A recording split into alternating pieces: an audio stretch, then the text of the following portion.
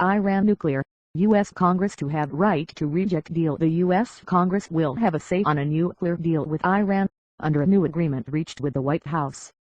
President Barack Obama withdrew his opposition to a bipartisan bill that was unanimously passed through the Senate Foreign Relations Committee. However, a congressional no vote would not be binding and could be vetoed by Mr. Obama.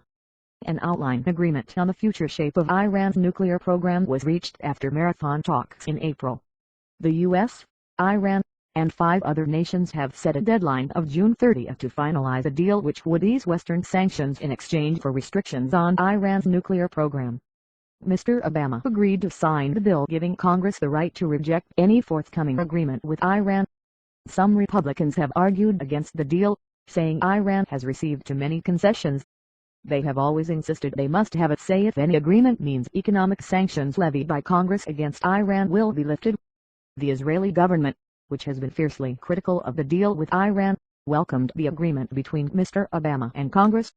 White House spokesman Josh Earnest told reporters Mr. Obama was not particularly thrilled with the outcome, but U.S. media have pointed out that in the event of Congress rejecting a deal with Iran, Mr. Obama would be able to use his presidential veto. The 2/3 majority would then be needed for Congress to override the veto, which is viewed as unlikely. The bill is now likely to clear both houses in the Republican-controlled Congress.